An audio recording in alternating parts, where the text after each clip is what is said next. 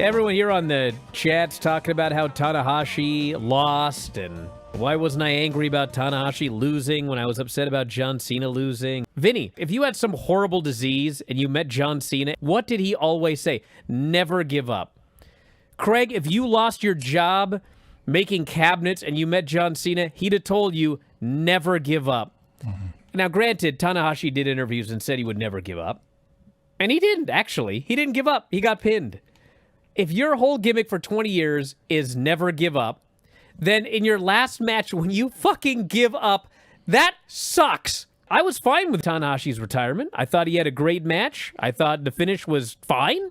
I thought it was a way better retirement ceremony than old John Cena had when he watched a video of Vince. This was far superior to that. And I thought overall the last 3 matches more than delivered.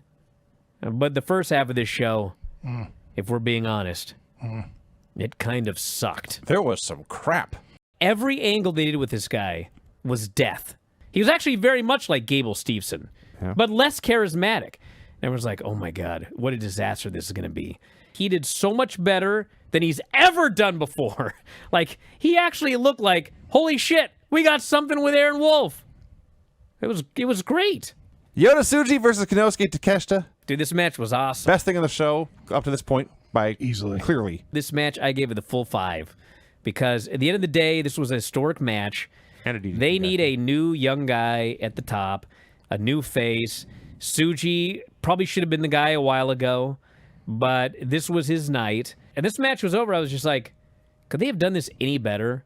And then this retirement ceremony was equal parts sad, happy, and at times downright hysterical. Then they bring out Kenny Omega and Kota Ibushi. Stop right there. Oh, gosh. He broke his femur. Yeah. The most difficult bone in the body to break, the one that takes the longest time to heal. And he, God damn it, is going to walk to this ring without assistance. Out comes Shibata, and Tanahashi just breaks. Moisture everywhere. Well, the 3 Musketeers. Like, he was probably sad also at the same time that Nakamura wasn't there. That's also true. When I saw Shibata crying on Tanahashi's shoulder, I was like, all right, you got me. Here they come.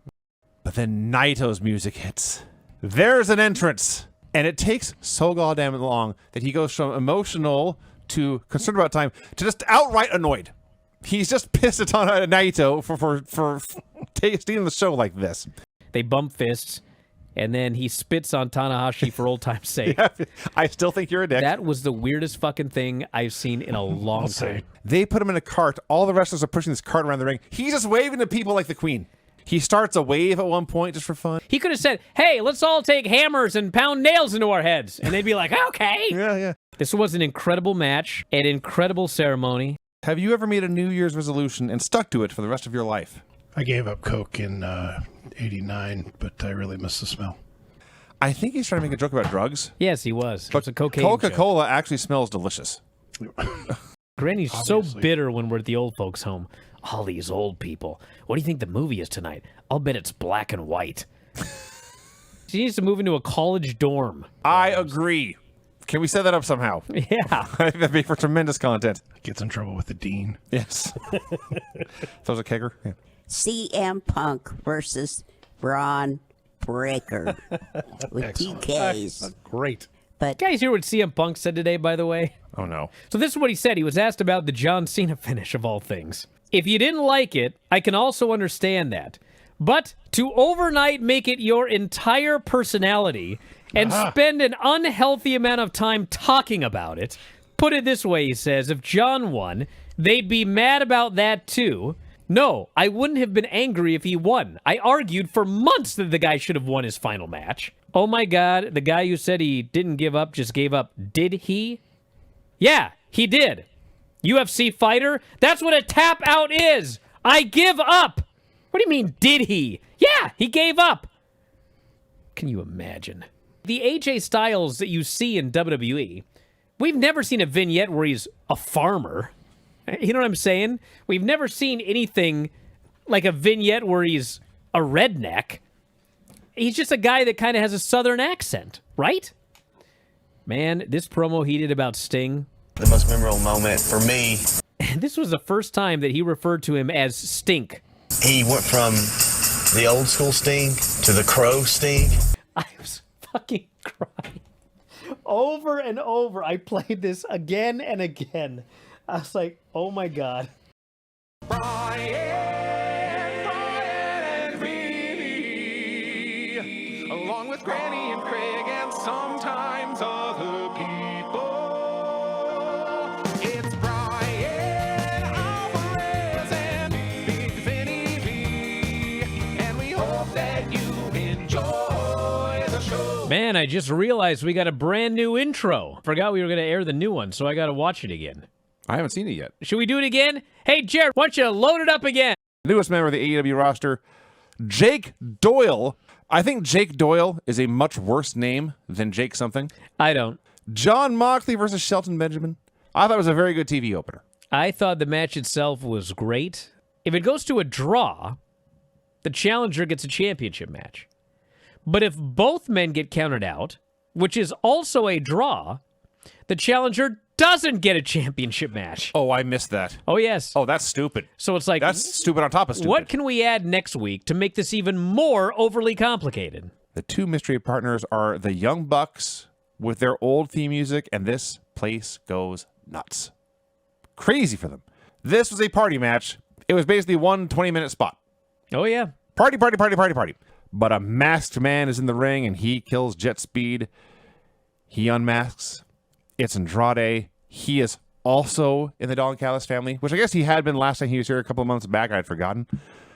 He was for his one appearance. Yeah. And then he vanished. Yes. And now he's back, Yes. and he made his surprise appearance They must in his outfit they must and his own mask. legitimately have like 15 guys in that group now. Renee brings out Willow, and then the lights are going crazy. Oh, God. Everything that could go wrong did go wrong. I think that the issue is that in this building, when you shut the lights off and then turn them back on, it takes a while for the lights to fully light up. Might be. So this entire segment was in the fucking dark, Yes. and it sucked. Okay, now, I bring this up because, okay, sometimes shit happens. We turn off the lights. It takes a long time for them to come back on. Okay, well, if that happens, to me, what you don't do is turn the lights off again later. Well, they had a lights out match, and so they decided, well, we must turn the lights off again.